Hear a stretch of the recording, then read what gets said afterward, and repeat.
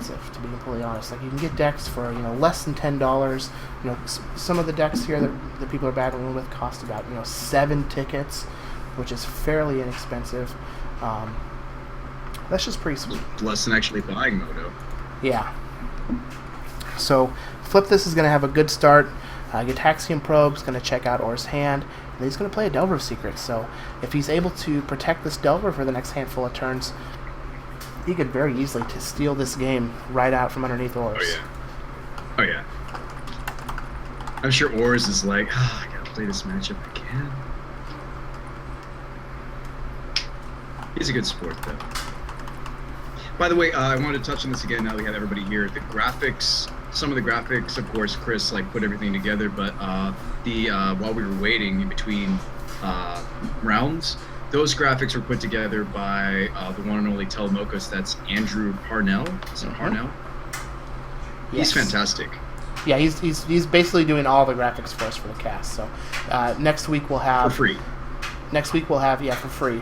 We'll have even more graphics on this page where we're watching the games play. We're also going to be looking at getting hand cams set up so we can be able to see the hands for the players. It's going to be pretty sweet. I'm pretty excited for what we can actually do. Going back to the game, though, Delver's not going to flip. Preordain is going to be cast, hopefully flipping the Delver next turn. No. But we've got this Dismal Backwater. It's going to cast this figure. We got Apostle's Blessing, though? But Apostle's Blessing is going to save that Delver Secrets. So there's the first I assume we're protection flipping spell. because we preordained. No. What? I guess. Did you take another creature? Well, I guess we bottomed off of the preordain. I've got Or's hand here. I need to see Moxflip. He topped on the preordain. So he wanted the extra threat then. He wanted the kill. I guess. Can't blame him. Kind of it insulates you against all the edicts. Well, here's another disfigure. These disfigures are put in work. Like, they don't kill all of the creatures, but Delver of Secrets and Kill and Fiend are enough. Mutagenic Growth, though, is going to save it. Oh, clutch. That's clutch. Yep. This sneaky mutagenic. They run usually 1 to 2 copies. I like it. Oh, well, I got a Doomblade, so you're going to be down to you're going to be down to 1 card in hand with a Delver. I'm going to have 3 cards in hand. If he has another removal spell, this is going to be pretty heavily in Or's favor. Delver does not flip again. Nope. And if you're Moxflip, like how... I do want to point out how ironic it is that his name is Flip This and he can't flip a Delver of Secrets. But Mox is... I totally see Mox playing this kind of, Storm-esque deck because he very much is about Storm. He actually also played Storm in our 100-ticket tournament. That's like all that he does, and he's very good at it, Chris. But maybe he's a little bit out of his element in this Pauper meta. I think that these Gurmag Anglers were a great call for Ors. Like, there's just a bunch of these, small-ish creature decks, the Delver decks, that you're going to be using all of this cheap interaction for, the Disfigures, the Doomblades, the Edicts. And then you just get to slam this 5/5 on turn 4, and there really isn't much that they can do about it. Like, in Mono Blue Delver, like, one of the big cards, especially in the mirror match, is Spire Golem, just because it's a 2/4 that you can play for cheap. This is just a 5/5 that's going to end the game in 3 turns. It's only a 15. Yep. Flip This is going to be able to gush, get a little something going, playing a Nivik Cyclops. Ors is going to crack in with that Gurmag Angler. He is down to 2 cards, though, so we have to be wary that anytime a Nivik Cyclops untaps, just 2 spells plus a Teamer Battle Rage is game. Yep. Yeah, he can just combo out of nowhere. I still really like what you were saying earlier, giving some sort of cantrip that gives haste, whether it's what you suggested or what chat suggested. I think that would be perfect for this deck. I feel like we're just like, it's just too slow. Like, we play a creature, and if it lives, we get to swing in and kill, but it's like, without that haste, it just feels like, yep, I played a 1/4 defender. Yeah, I got this wall against your Gurmag Angler. Seagate Oracle from Ors is going to pick up a card for him. The Zombie Fish is going to crack him down to 5. Well, here's the Shadow Rift. So here's step 1. Yep. Okay. So we're unblockable. It's a 4/4. Well, unless he had a shadow. Yeah, it does not. So if we have another spell and a Teamer Battle Rage, he's actually dead. Will we see Mox pull this off? Nope. He's going to attack for 4.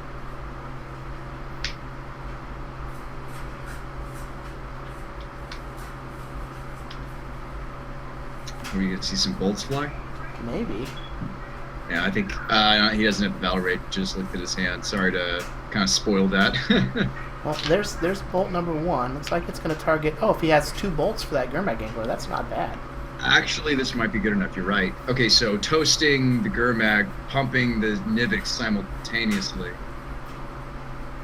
Yeah, this is going to get a 10 points of damage and kill that Gurmag Angler. Yeah. This is bad if Ors has hand's a little awkward, isn't it? Yes, go ahead, Chris. I was going to say, this is bad if Ors has a Dispel, but I don't think he does. Nope, his hand is Exclude, Disfigure, Counterspell. Now, Disfigure, it's not so good against that nice, 4 toughness on the Nivix. Yeah, he is down to 10. Are we going to see the turnaround here? Because, seriously, Orsmodo's hand is very awkward. Well, Seagate Oracle's going to crash in for 1. Let's see what flip this has. If he has something just, if he has a spell and a Teamer Battle Rage, this game's over. I feel like this deck should just be playing 4 Battle Rages. I agree. I think the Battle Rage is probably the strongest finisher the deck has. And it's a common. Why not?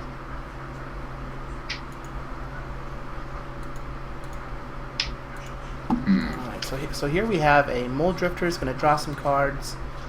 Seagate Oracle is going to sit back as a can attack. But that Dimir Aqueduct is going to bounce that Radiant I love that Fountain. synergy. Yeah, that's what I was just referring to. That's really cool synergy, Chris.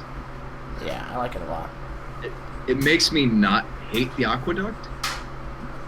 Now you realize if Robert has to go up against Mono Black Control, they run a play set of Land Destruction in the sideboard. I feel like, I feel like those Aqueducts are so awkward against the Mono Black deck.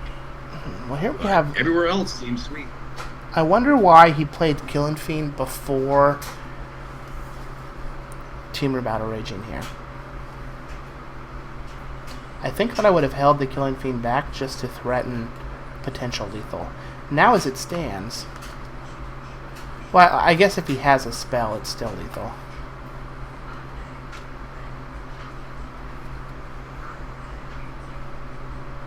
This is interesting. We have a 4/4 double strike trample Cyclops. So if he double blocks and we have another spell, 14, we go to 1.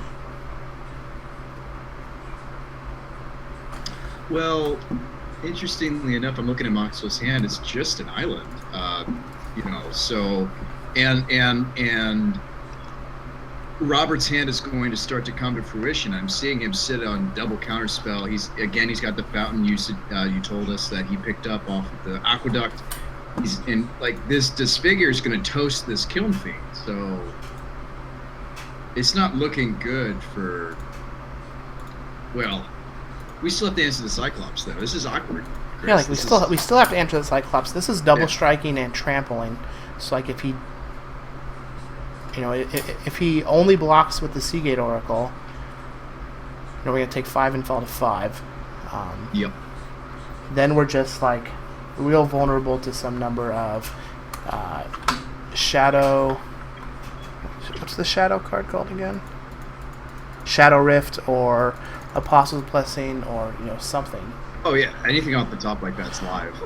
Now this Radiant Fountain will put him out of range of Bolt. Which is nice. Yeah, so Ors is just going to take the damage down to 2. Radiant Fountain's going to bring him up to 4.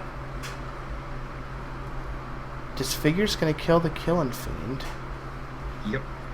I think we attack with just the Mold Drifter. Yeah, he's just going to attack with the Mold Drifter, put lethal for next turn, and just say, alright, what do you got? Kill me through my counter spells. Ors is going to pick up the first game. That one was real close. let's go ahead and take a look at their sideboards and see what we think they're going to do. So Ors is on a Doomblade, 3 Duress, 3 Shrivel, 4 Curse, 2 Deep Analysis, and 2 Dispel. What do you think he's got going on there? Oh, man. I mean, we're definitely going to see that Doomblade. I think he's going to do the same board plan he did against Paul, because they're like the same list. So Doomblade, the Dispels at least, maybe some number of Duress just to better interact with the Tamir Battle Rage draws. Yeah, I definitely agree with that. So what about Looking Glass Elf? We've got 1 Dispel. We're Moxflip. They're like the same list. Yeah, I think it's basically the same. A Dispel, 2 Electricity, 3 Flame Slash, Flaring Pain, 2 Pyroblast, 2 Relic, 1 Counterspell, 1 Stormbound Geist.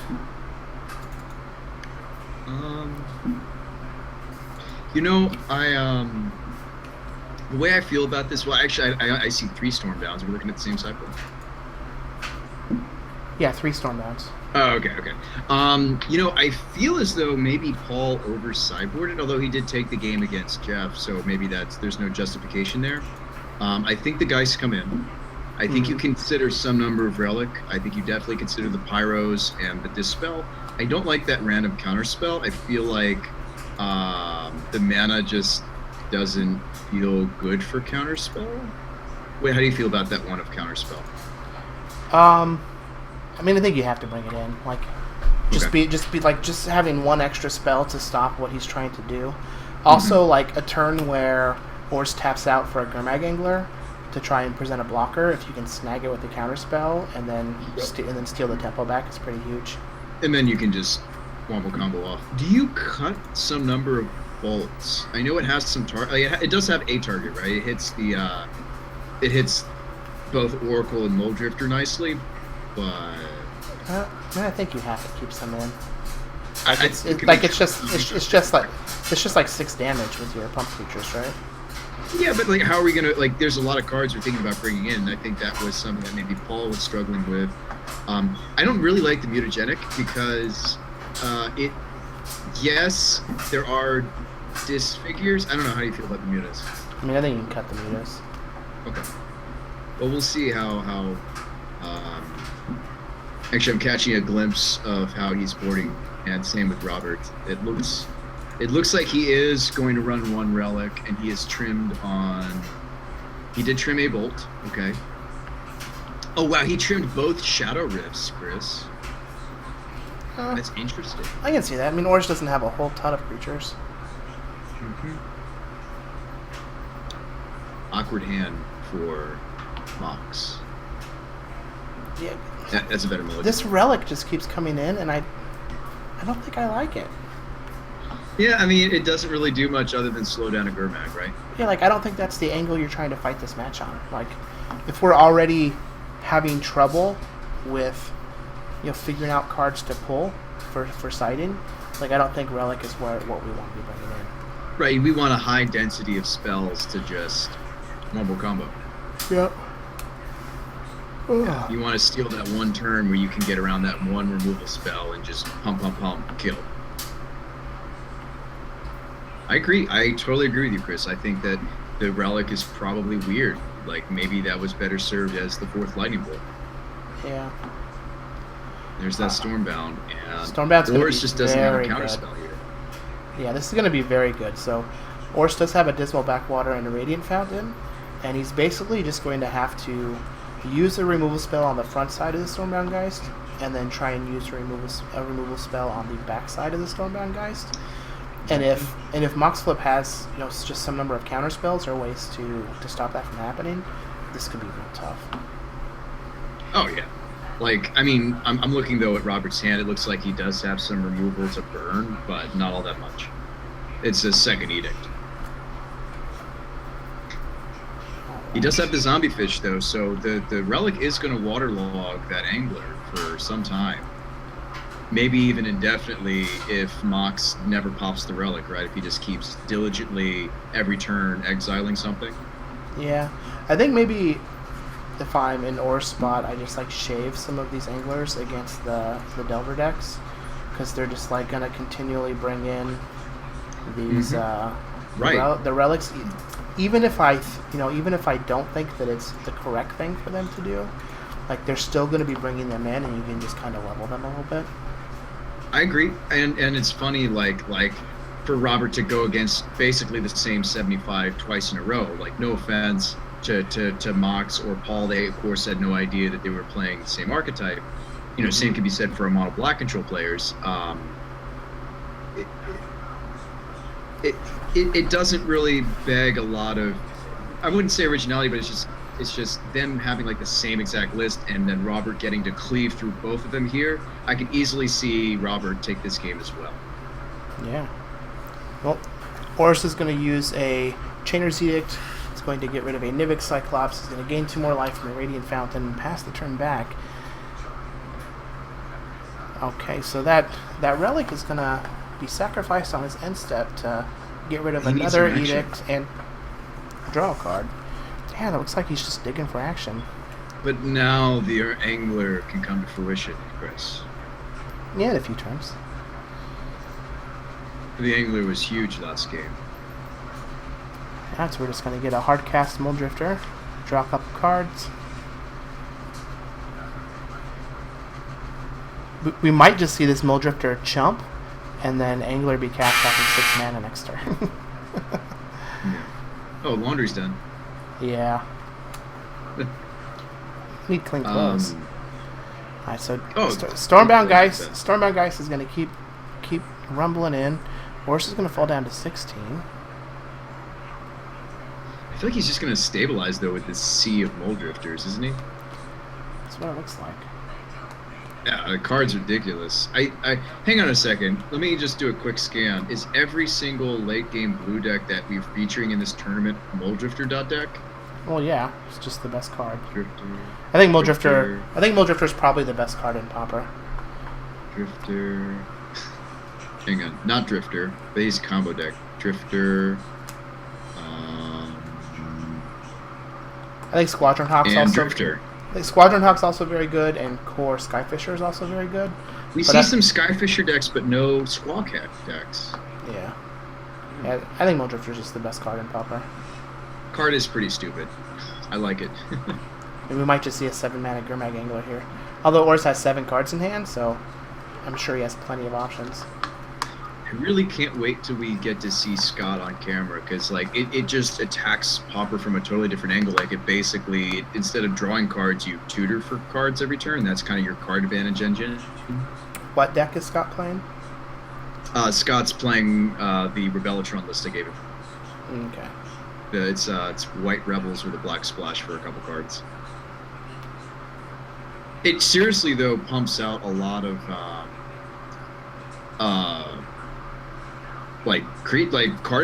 base. Imagine, okay, so Muldrifter draws you 2 cards, right? And you get a 2/2 body. Yeah. Imagine you're tutoring for 2 to 3 Rebels a turn, and that's how you're drawing cards. And then your draws start to become live because you're actually like pulling. You're thinning, and it's a really interesting deck, Chris. You'd have to see it at work. I'd love to show it to you sometime. Just really different, very different kind of deck. Definitely sounds sweet. But it looks like Oris is just kind of gumming this game up. Yeah. Bunch of blockers, bunch of mana, bunch of cards. Flip has none of any of those resources. Here comes another Chainer's Edict. It's just brutal. If you're Mox, you're just like, oh my sweet lord, I have to play against like a million fourth edicts. Chainer's Edict. It's just brutal, Chris. This is Pauper just at its finest. rough. Muldrifter, Chainer's Edict, you dead. Do we need to start thinking about what match we're going to feature behind this? Because I actually was looking at Jeff's match between J-Bone and himself. Oh, never mind. They're done. Okay, so Yeah. Jeff won. Max and Looking Glass will be the backup, but like Okay. Exclude is countering creatures here. He has 2 Edicts in the graveyard and 7 mana available to flash them back. Like, Exclude is so much value, Chris. It's 2 relevant modes of Cryptic Command for splashable 1 less mana. yeah, it's great. It's specific to creatures, but it's like a very specific Cryptic kind of feel, counter draw. It's great. It makes me think of Cryptic. It's kind of the Cryptic of Pauper, is it not, in a way? Kinda. Would you say the Cryptic of Pauper is actually more so capsize? Yeah. I mean, I think the Cryptic is just Mulldrifter. It does everything you want it to do, right? Yeah. His deck just oozes value. I'm kind of in love again with the Robert Stan build. Like I kind of fell in love, and he actually won the whole thing. I really enjoyed his take on Blue Eye Control, and if you remember the list. Remember us covering that a month or so ago? Yeah, Detention Sphere was real rough there. Oh, that deck was sweet. I wish I'd built it. It was like a bunch of Elspeths. Yeah. Ugh. Elspeth is just good. Yeah, the 6-drop one. Yeah, she's solid.